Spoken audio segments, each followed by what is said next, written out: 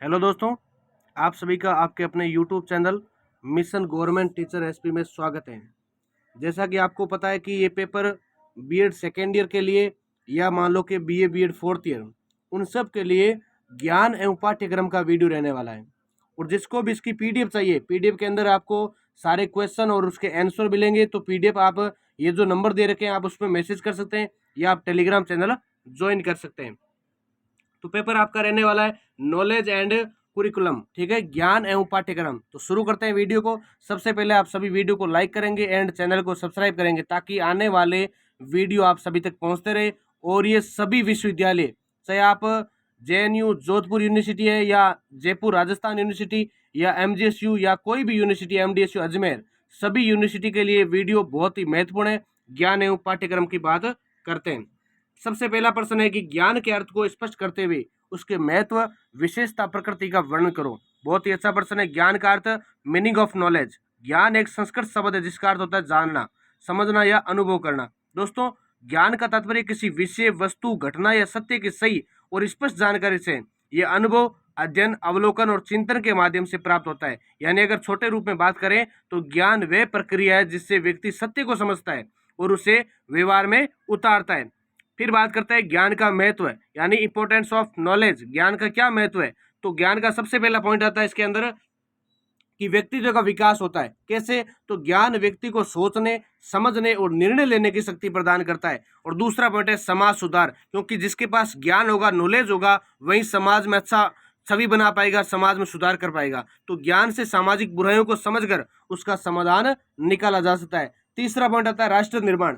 तो शिक्षित और ज्ञान संपन्न नागरिक ही राष्ट्र की उन्नति कर सकते हैं। जैसे हम देखते हैं कि आज अगर कोई शिक्षित वर्ग है या मान लो जो ज्ञान संपन्न, जिसके अंदर ज्ञान, कोई भी व्यक्ति ज्ञान से परिपूर्ण नहीं होता है, लेकिन जिसके पास नॉलेज होता है, वो राष्ट्र की उन्नति के लिए, देश को ऊंचा बनाने के लिए अपने कार्य जरूर करता है। चौथा पॉइंट क्या है? नैतिक मूल्यों की स्थापना। तो ज्ञान व्यक्ति को सही और गलत का भेद करना भी हमें सिखा देता है। पांचवा पॉइंट आता है आर्थिक उन्नति। आर्थिक उन्नति कैसे? जिसके पास ज्ञान होगा, नॉलेज होगा, वो क्या करेगा, हर प्रकार से उसके दरवाजे खुले होंगे, वो किसी भी क्षेत्र में जाकर अपने रोजगार, नवाचार, उद्यमिता की ओर अग्रसर हो सकता है। फिर नेक्स्ट पॉइंट आता है ज्ञान की विशेषताएं। क्या है ज्ञान की विशेषताएं? तो पहला है गतिशीलता, यानी ज्ञान निरंतर बढ़ने वाली और परिवर्तनीय वस्तु है। दूसरा व्यापकता, इसका कोई सीमा नहीं होती और ये हर विषय से जुड़ा होता है। तीसरा है प्रभावशीलता, ज्ञान व्यक्ति के व्यवहार, सोच और निर्णयों को प्रभावित करता है। तीसरा है प्रायोगिकता, ज्ञान केवल सैद्धांतिक नहीं होकर व्यवहारिक भी होता है। पांचवा पॉइंट है, छठा पॉइंट, पांचवा पॉइंट है सत्य पर आधारित, यानी ज्ञान जो होता है वो सत्य पर आधारित, अर्थात सच्चा ज्ञान प्रमाणिक और तर्क संगत होता है। नेक्स्ट बिंदु आता है कि ज्ञान की प्रकृति कैसी है, नेचर ऑफ नॉलेज। तो सबसे पहला पॉइंट है इसके अंदर व्यक्तिनिष्ठ और वस्तुनिष्ठ। ज्ञान होता है व्यक्तिनिष्ठ और वस्तुनिष्ठ। तो व्यक्तिनिष्ठ ज्ञान अनुभव आधारित होता है, जबकि वस्तुनिष्ठ ज्ञान सार्वभौमिक और प्रमाणिक होता है, यानी वह सभी जगह लागू होता है। दूसरा पॉइंट होता है सापेक्षता। तो सापेक्षता का मतलब कि ज्ञान समय, स्थान, संदर्भ और संस्कृति के अनुसार बदल सकता है। तीसरा पॉइंट है संग्रहणीय और संचरणीय, यानी ज्ञान जो होता है वो संग्रह करने का साधन होता है, जबकि उसको संचरित यानी हम सुरक्षित रख सकते हैं और ज्ञान को संग्रहित किया जा सकता है और एक पीढ़ी से दूसरी पीढ़ी में स्थानांतरित किया जा सकता है। चौथा पॉइंट, यानी एक पीढ़ी से दूसरी पीढ़ी कैसे? जैसे अगर अपने पास ज्ञान है, नॉलेज है, तो हम दूसरे के अंदर भी हम उसे दे सकते हैं, ठीक है। चौथा पॉइंट है अनुभव और शिक्षा का परिणाम। तो ज्ञान का स्रोत अनुभव, पर्यवेक्षण, शिक्षा और प्रयोग होते हैं। पांचवा पॉइंट है विकासशील प्रकृति। तो ज्ञान स्थिर नहीं होता, वह समय के साथ विकसित होता जाता है। नेक्स्ट, इसका निष्कर्ष क्या है? तो ज्ञान मनुष्य का सबसे मूल्यवान साधन है।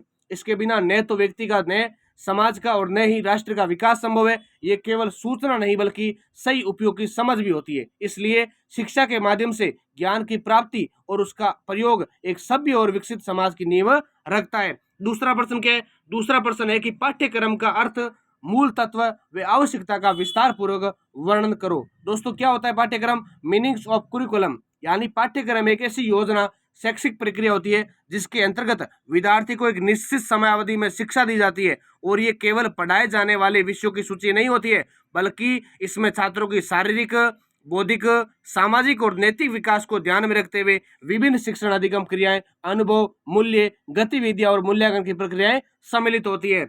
नेक्स्ट बिंदु आता है इसके अंदर कि पाठ्यक्रम क्या होता है। पाठ्यक्रम, तो पाठ्यक्रम शब्द की उत्पत्ति लैटिन भाषा के शब्द कुरेरे से हुई है। किससे हुई है? कुरियर से, ध्यान रखना ये छोटा वाला क्वेश्चन आ सकता है, जिसका अर्थ होता है दौड़ का मार्ग या दौड़ का पथ भी कहते हैं इसको। तो इस आधार पर पाठ्यक्रम वह रास्ता होता है जिससे विद्यार्थी शिक्षा के लक्ष्य तक पहुंचते हैं। अगर अपने पास सिलेबस होगा, पाठ्यक्रम होगा, यानी किसी चीज को पढ़ने की जो मैटर होता है, वो हमारे पास जो सिलेबस होता है, हम उसको पढ़कर ही किसी लक्ष्य तक प्राप्त कर सकते हैं। जैसे कोई आप अगर सेकंड ग्रेड की तैयारी करें या फर्स्ट ग्रेड टीचर की तैयारी करें, तो आपके लिए निर्धारित एक सिलेबस होता है, पाठ्यक्रम होता है, जो क्या होता है, पाठ्यक्रम होता है। अगर आप उसको पढ़ोगे, उसको याद करोगे, तभी आप एक लक्ष्य तक पहुंचने का मार्ग अपना सकते हो। तो शिक्षा शास्त्रियों के अनुसार पाठ्यक्रम का आशय केवल विद्यालय के अंदर दी जाने वाली औपचारिक शिक्षा नहीं है, बल्कि आप व्यवहारिक ज्ञान सीख सकते हैं कि जैसे माता पिता का हमें आदर करना चाहिए, या मान लो और भी कोई जैसे व्यवहारिक, हमें बड़ों का आदर करना चाहिए, हमें किसी को गलत नहीं बोलना चाहिए, वे भी व्यवहारिक ज्ञान होता है। ऐसा नहीं है कि आप किताबी ज्ञान लेकर एक पाठ्यक्रम को पूरा कर पाते हैं। पाठ्यक्रम हर प्रकार से, चाहे आप शारीरिक विकास है, मानसिक विकास है या बौद्धिक विकास है, तो बल्कि इसके अंतर्गत विद्यालय में होने वाली सभी प्रत्यक्ष और अप्रत्यक्ष गतिविधियां आती है। फिर नेक्स्ट पॉइंट है पाठ्यक्रम के मूल तत्व है। तो पाठ्यक्रम कुछ महत्वपूर्ण घटक होते हैं जिनके आधार पर इसे बनाया जाता है।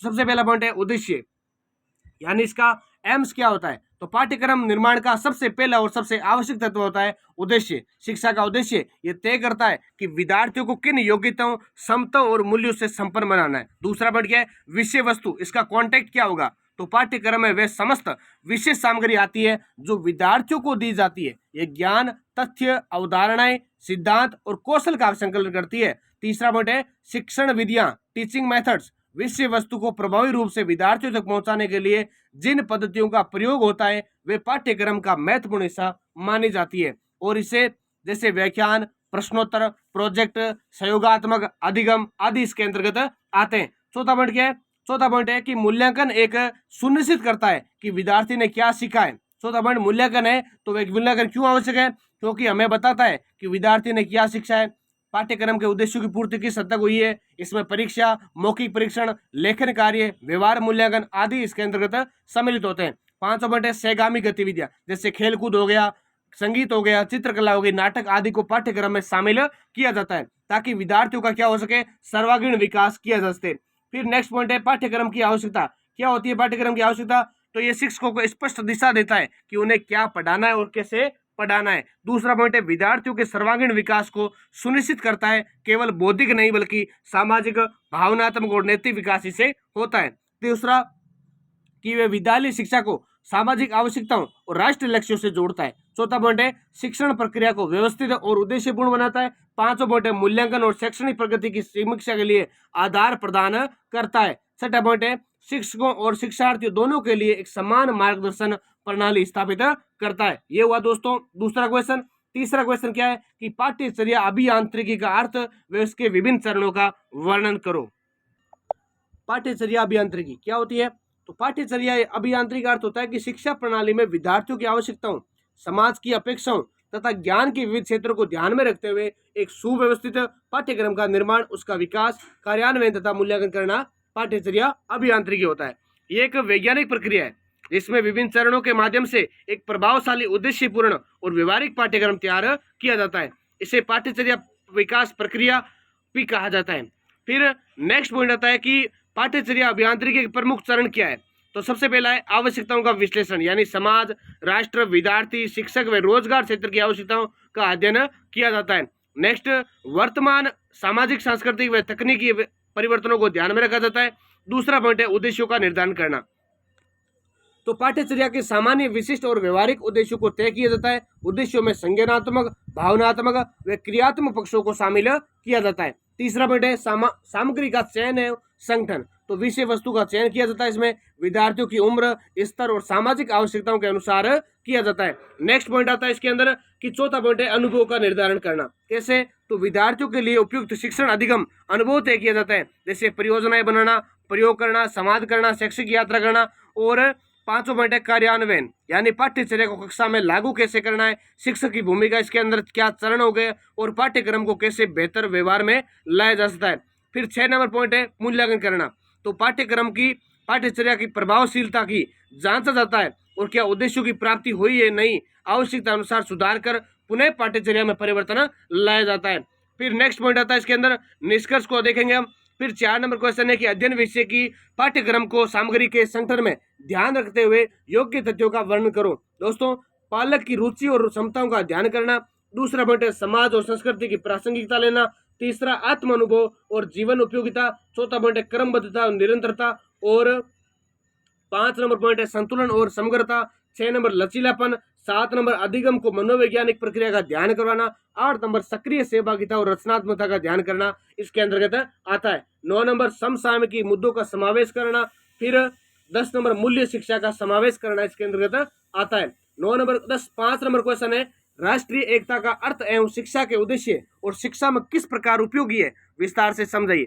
राष्ट्रीय एकता क्या होती है? Meanings of national integration. तो राष्ट्रीय एकता का तात्पर्य देश के नागरिकों में आपसी सद्भाव, भाईचारा, सहयोग और एकजुटता की भावना का निर्माण करना होता है। ये भावना देश की विविधताओं जैसे भाषा, धर्म, जाति, प्रांत, संस्कृति आदि को स्वीकारते हुए उन्हें एक सूत्र में पिरोती है। जब देश के सभी नागरिक अपने मतभेदों को भुलाकर राष्ट्र की एकता, अखंडता और संप्रभुता की रक्षा हेतु एक साथ खड़े होते हैं तो वही राष्ट्रीय एकता कहलाती है। भारत एक बहुजातीय, बहुभाषीय, बहुधार्मिक देश है और ऐसे में राष्ट्रीय एकता की भावना देश की स्थिरता, विकास के लिए अत्यंत आवश्यक है। फिर है शिक्षा के उद्देश्य क्या है? तो शिक्षा का उद्देश्य केवल ज्ञान देना नहीं होता, बल्कि व्यक्ति के सर्वांगीण विकास, समाज की उन्नति और राष्ट्र निर्माण की भावना का विकास करना होता है। इसके प्रमुख कुछ उद्देश्य हैं, जैसे पहला है व्यक्तित्व का विकास। दूसरा पॉइंट क्या है? चरित्र निर्माण। तीसरा पॉइंट है राष्ट्रीय चेतना का विकास करना। चौथा पॉइंट आता है सामाजिक समरसता। 5 नंबर लोकतांत्रिक मूल्यों का विकास करना। और 6 नंबर है आर्थिक और सामाजिक विकास। 7 नंबर है सांस्कृतिक उत्तराधिकार का संरक्षण, यानी शिक्षा अपने देश की गौरवशाली परंपराओं, विरासत और मूल्यों को अगली पीढ़ियों तक पहुंचाने का कार्य करती है। और शिक्षा में राष्ट्रीय एकता की उपयोगिता क्या है? Unity of education in national integration, यानी शिक्षा राष्ट्रीय एकता को मजबूत करने में अत्यंत महत्वपूर्ण भूमिका निभाती है और ये विभिन्न जाति, धर्म, भाषा, संस्कृति और प्रांत के लोगों में एकता और अखंडता की भावना उत्पन्न करती है। इसके कुछ महत्वपूर्ण निम्नलिखित हैं, जैसे पहला पॉइंट है समानता की भावना का विकास करना, यानी शिक्षा व्यक्ति को ये सिखाती है कि सभी मनुष्य समान है। इससे सामाजिक भेदभाव कम होता है और एकता बढ़ती है, यानी हमें किसी प्रकार के समाज के साथ किसी के साथ भेदभाव नहीं करना, चाहे वो SC, ST, OBC कोई भी वर्ग का है, हमें सबको समान रखना चाहिए, क्योंकि पृथ्वी पर समाज में कोई भी व्यक्ति होता है, सब समान होते हैं। ठीक है। दूसरा पॉइंट है धर्म निरपेक्षता का समर्थन करना। शिक्षा विभिन्न धर्मों की जानकारी देती है, चाहे हिंदू धर्म है, मुस्लिम धर्म है, सिख, ईसाई, जैन, बौद्ध, सिख कोई भी धर्म है, सभी धर्मों की जानकारी देती है, जिससे छात्रों में सहिष्णुता और आपसी सम्मान की भावना बढ़ जाती है। तीसरा, भाषा विविधता का सम्मान करना। अब जैसे भारत जैसे देश में अनेक भाषाएं बोली जाती है, कुछ हिंदी बोलते हैं, कुछ अंग्रेजी, तमिल, मलयालम या मराठी, मालवी, राजस्थानी, मारवाड़ी, कोई भी भाषा बोलते हैं, अलग अलग भाषाएं, लेकिन उसके बीच भी हमें भाषावाद नहीं करना चाहिए। भाषा की अनेक भाषाओं के बीच शिक्षा एक सेतु का कार्य करती है, यानी उनको बांधने का काम करती है, जो सभी को एक दूसरे की भाषा और संस्कृति का सम्मान करना सिखाती है। फिर देशभक्ति का संचार होता है शिक्षा से, क्योंकि शिक्षा के माध्यम से राष्ट्र के इतिहास, स्वतंत्रता संग्राम और महान नेताओं के जीवन और संविधान का अध्ययन करवाया जाता है। यानी हम शिक्षा ग्रहण करते हैं तो हमें बताया जाता है कि किस प्रकार राजा महाराजाओं ने या स्वतंत्र सेनानियों ने हमें संघर्ष से आज़ादी दिलाई और महान नेताओं के द्वारा जीवन और संविधान के अंदर किस प्रकार व्यक्तियों ने अपना योगदान देकर आज एक विस्तृत संविधान को बनाया है। और उसके प्रति प्रेम और राष्ट्र के प्रति प्रेम, कर्तव्य हमें बताता कौन बताता है? शिक्षा बताती है। फिर सामाजिक न्याय और समरसता, अगला पॉइंट है सामाजिक न्याय और समरसता। तो शिक्षा वंचित वर्गों के लिए समान अवसर प्रदान करती है और समाज के सभी वर्गों के लिए समरसता को बढ़ावा देती है। अगला है संकीर्णता का नाश, यानी शिक्षा व्यक्ति को अंधविश्वास, जातिवाद, प्रांतवाद, भाषावाद आदि से ऊपर उठकर व्यापक दृष्टिकोण अपनाने की प्रेरित करता है। यानी कहने का मतलब है कि अगर शिक्षा से होता है, अगर हम शिक्षा ग्रहण करते हैं तो हमें अंधविश्वास से, जातिवाद से, प्रांतवाद से, भाषावाद से मुक्ति मिलती है। निष्कर्ष क्या है कि राष्ट्रीय शिक्षा एकता को सुदृढ़ करने का एक प्रभावशाली साधन है और ये समाज के विभिन्न वर्गों में समरसता, भाईचारे की भावना, सहिष्णुता, सहयोग की भावना उत्पन्न करती है। एक शिक्षित नागरिक अपने कर्तव्यों और अधिकारों की भली भांति समझता है और समाज तथा राष्ट्र की प्रगति में सक्रिय योगदान देता है। इसलिए शिक्षा का उद्देश्य केवल व्यक्तिगत उन्नति नहीं, बल्कि एक सशक्त, संगठित और एकजुट राष्ट्र का निर्माण करना माना गया है।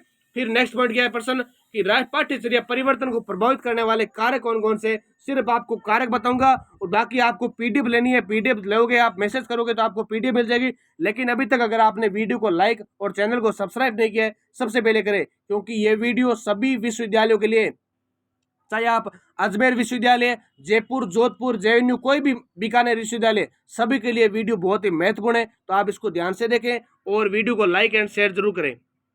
अगर बात करें पाठ्यचर्या परिवर्तन की, तो सबसे पहला कारक है सामाजिक कारक, दूसरा क्या है राजनीतिक कारक, तीसरा पॉइंट आता है इसके अंदर आर्थिक कारक, चौथा वैज्ञानिक एवं तकनीकी प्रगति, पांचवा बालक के विकासात्मक चरण, 6 नंबर है मानव अधिकार एवं नैतिक मूल्य, 7 नंबर वैश्वीकरण और 8 नंबर इसके अंदर आता है शैक्षिक अनुसंधान। शैक्षिक अनुसंधान के बाद शिक्षकों एवं विशेषज्ञों का योगदान, यानी 9 पॉइंट इसके अंदर बहुत ही महत्वपूर्ण है। और निष्कर्ष है कि पाठ्यचर्या एक स्थित मंदिर नहीं है, बल्कि ये समाज, ज्ञान और समय की आवश्यकताओं के अनुसार निरंतर परिवर्तनशील होती है। विभिन्न सामाजिक, राजनीतिक, तकनीकी एवं शैक्षिक कार्य मिलकर एक क्या करते हैं, परिवर्तन को प्रभावित करते हैं। फिर नेक्स्ट पॉइंट है प्रश्न नंबर 7 कि एनसीएफ 2005 पर टिप्पणी लिखते हुए इसके उद्देश्य व आवश्यकता का विस्तार पूर्वक वर्णन करो। इस प्रश्न के भी आपको पॉइंट बताऊंगा, क्योंकि वीडियो बहुत लंबा हो जाएगा, इसलिए बोलता हूँ वीडियो को थोड़ा समझ लीजिए। बाकी आप पीडीएफ लेकर अच्छे से पढ़ेंगे तो आपको याद हो जाएगा। पीडीएफ के लिए आपको टेलीग्राम चैनल ज्वाइन कर सकते हैं, या आप नंबर पर मैसेज करोगे तो भी आपको मिल जाएगा। टेलीग्राम चैनल की लिंक जैसे ही आप वीडियो के अंदर देखोगे तो डिस्क्रिप्शन के अंदर दे रखी है, नंबर भी वहाँ लिख रखा है, तो आप वहाँ से व्हाट्सएप मैसेज कर सकते हैं। NCF 2005 national curriculum framework 2005 Bharat सरकार की राष्ट्रीय शैक्षिक अनुसंधान और प्रशिक्षण परिषद एनसीईआरटी द्वारा प्रकाशित एक दस्तावेज है, जिसका मुख्य उद्देश्य भारत में स्कूली शिक्षा की गुणवत्ता में सुधार लाना है। ये चौथी राष्ट्रीय पाठ्यचर्या रूपरेखा थी, जो इससे पहले की रूपरेखा 1975, 1988, 2000 की समीक्षा और समाज में हो रहे परिवर्तनों को ध्यान में रखते हुए तैयार की गई। एनसीएफ 2005 का मुख्य फोकस बच्चों को सीखने योग्य बनाना था, न कि केवल रटंत प्रणाली पर आधारित शिक्षा देना। ये रूपरेखा विद्यार्थियों की जिज्ञासा, कल्पना शक्ति, रचनाशीलता और सामाजिक संस्कृति और संवेदनशीलता के विकास को प्राथमिकता देना माना गया है।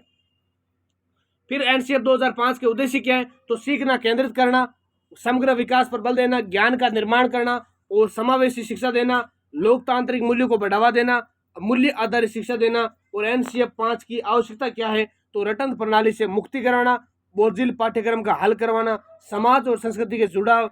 और चौथा पॉइंट इसके अंदर नवाचार और रचनात्मकता को बढ़ावा देना, सभी के लिए शिक्षा देना, यह भी इसके अंदर महत्वपूर्ण पॉइंट है। निष्कर्ष दोस्तों याद से देखना कि एनसीएफ 2005 एक क्रांतिकारी दस्तावेज रहा है, जिससे भारत की शिक्षा व्यवस्था में ज्ञान आधारित, छात्र केंद्रित और समावेशी दृष्टिकोण को बढ़ावा दिया है। यह न केवल पाठ्यक्रम को सरल और सार्थक बनाने की कोशिश में कदम था, बल्कि शिक्षा को अधिक मानवीय, रचनात्मक और संवेदनशील बनाने का प्रयास भी माना जाता है। नेक्स्ट क्वेश्चन है राष्ट्रवाद, सार्वभौमिकता एवं धर्मनिरपेक्षता की शिक्षा संबंधी विस्तृत व्याख्या करो। क्या होता है राष्ट्रवाद, तो राष्ट्रवाद और शिक्षा।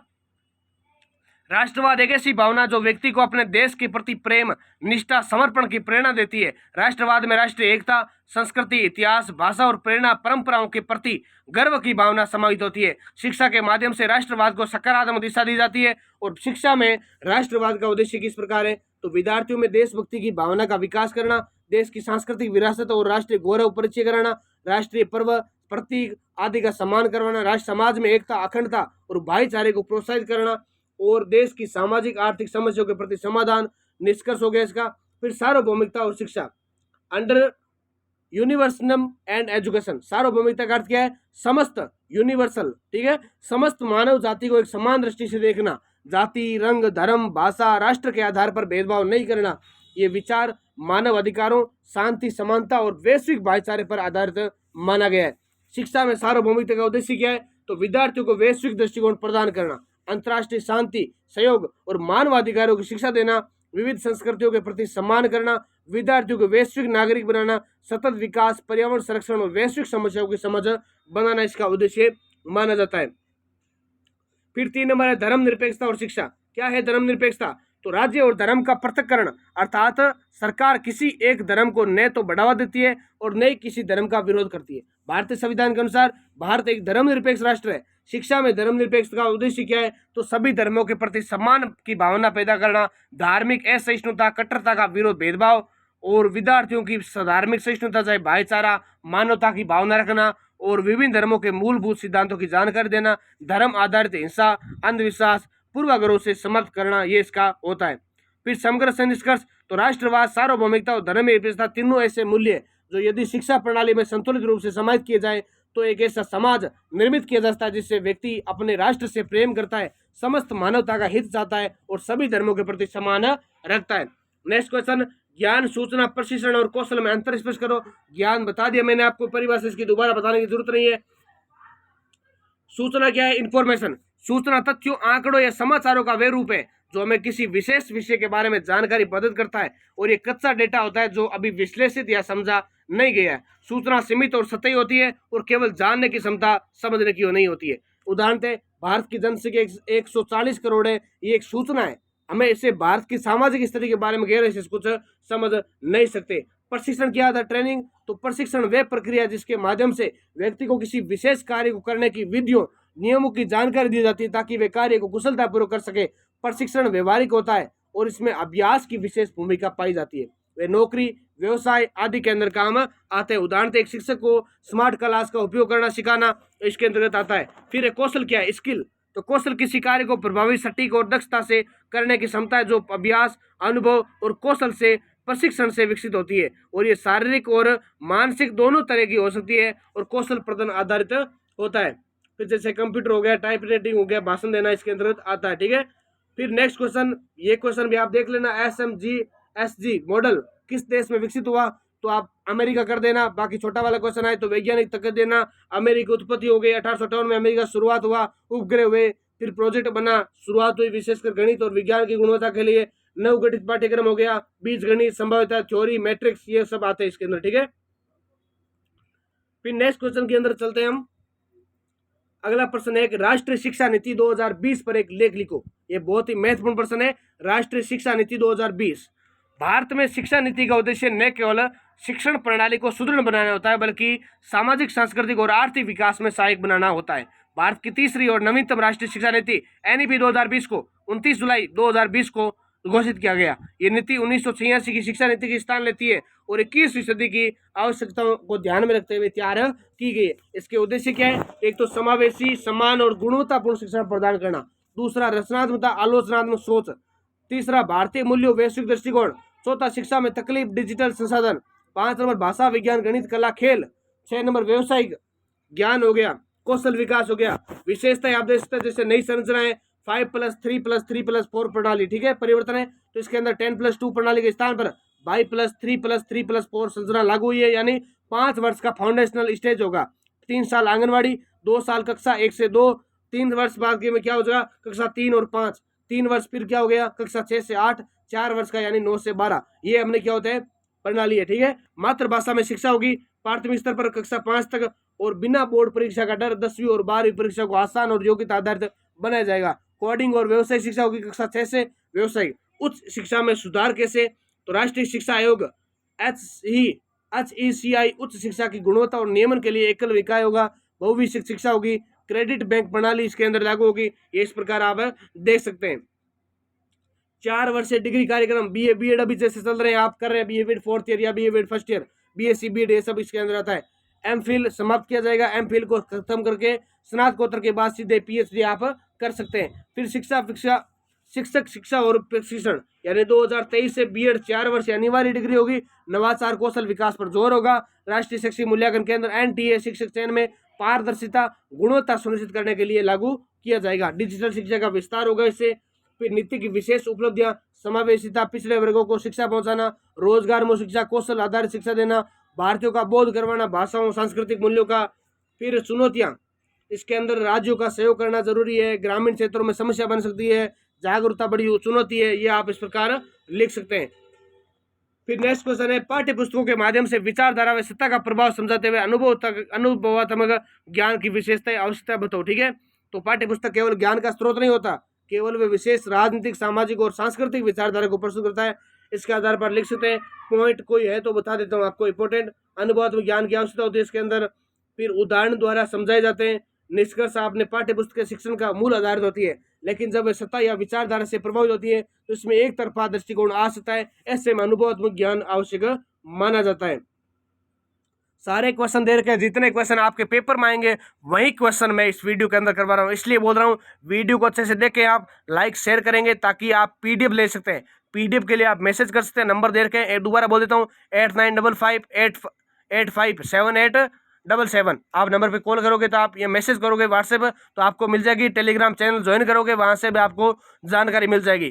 तो आधुनिक पाठ्यक्रम में शक्ति विचारधारा देख लेना, शक्ति की भूमिका। तो पाठ्यक्रम को तैयार करने वाले प्राय वे लोग होते हैं जिनके पास सामाजिक, राजनीतिक और आर्थिक शक्ति प्राप्त होती है।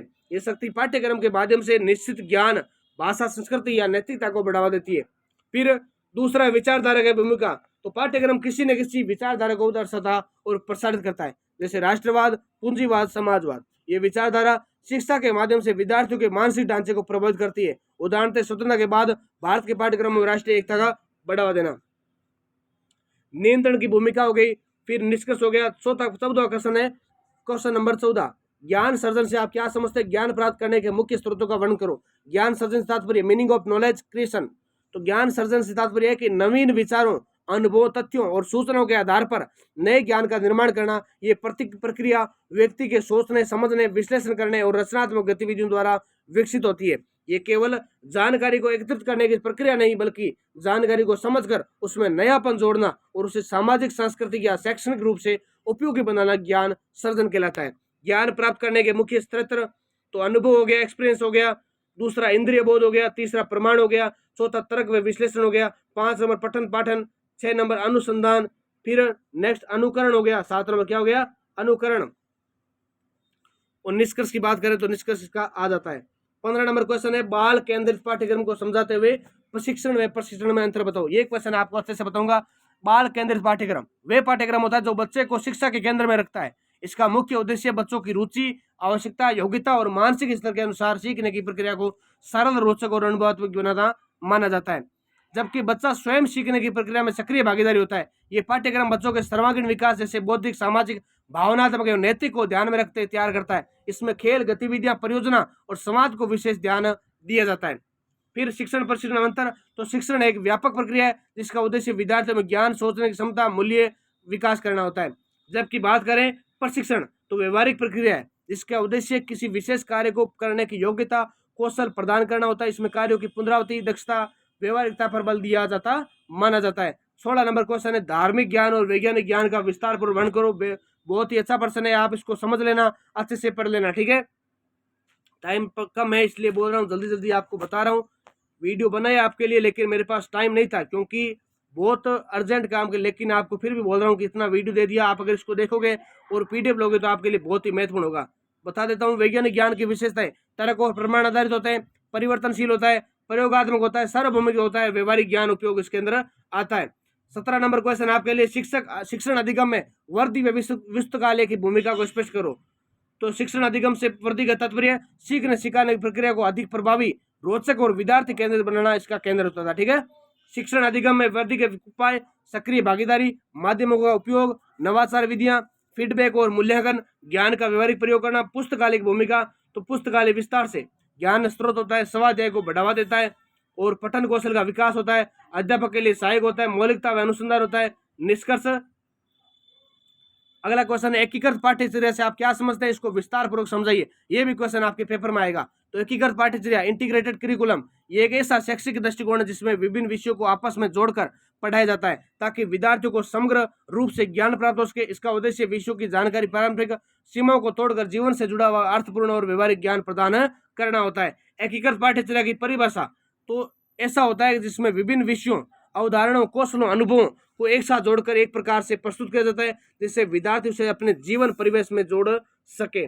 नेक्स्ट है एकीकृत पाठ्यचर्या के उद्देश्य। तो ज्ञान को वास्तविक जीवन से जोड़ना, विद्यार्थियों में आलोचनात्मक चिंतन और समस्या समाधान क्षमता विकसित करना, विषयों के बीच समन्वय स्थापित करना, शैक्षिक अनुभव को अधिक रोचक और प्रभावी बनाना, बच्चे के सामाजिक, भावनात्मक और बौद्धिक विकास को प्रोत्साहित करना इसका उद्देश्य होता है। विशेषताएं तो विषयों के बीच समन्वय, जीवन उपयोगी शिक्षा, विद्यार्थियों की रुचियों पर आधारित, अनुभवात्मक अधिगम पर बल देना, सहयोगात्मक शिक्षण करना इसका अंतर्गत आता है। फिर एकीकृत पाठ्यक्रम के प्रकार तो पहला है बहुविषयक, यानी विषय अलग अलग रहते हैं परंतु एक ही विषय वस्तु को केंद्रित होती है।